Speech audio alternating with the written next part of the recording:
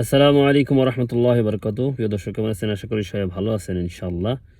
রোজার মাসে বলে শয়তান বন্ধ থাকে, এটা বিশ্বাস করি শয়তান বন্ধ থাকে, কিন্তু একটি দল তাদেরকে ছেড়ে রেখেছে শয়তানের কাজ করার জন্য।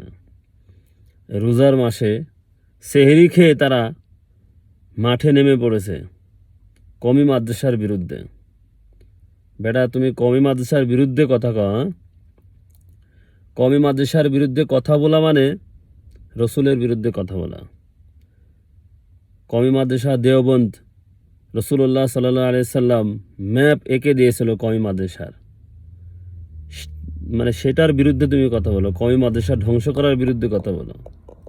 মানে কওমি মাদ্রাসার লোক জাকাত খেয়া চলে, তারা জাকাত খেয়া তোমাদের মতন কবিরা গুনাহ করে না। কবিরা গুনাহ আছে যারা দাড়ি কাটে এবং ছাটে, তারা সবসময় কবিরা গুনাহ করে থাকে। তারা তো এই কাজগুলো করে না। কওমি মাদ্রাসার বিরুদ্ধে কথা বলার আগে নিজের চেহারার দিকে তাকা, তারপরে কওমি মাদ্রাসার বিরুদ্ধে কথা বলবেন।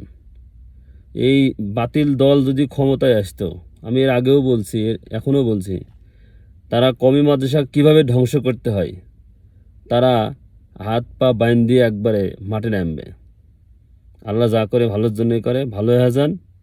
কওমি মাদ্রাসার বিরুদ্ধে ওঠার চেষ্টা করেন না, আল্লাহর পক্ষ থেকে ধ্বংস হয়ে যাবেন। সবাই ভালো থাকবেন ইনশাআল্লাহ। আল্লাহ হাফেজ।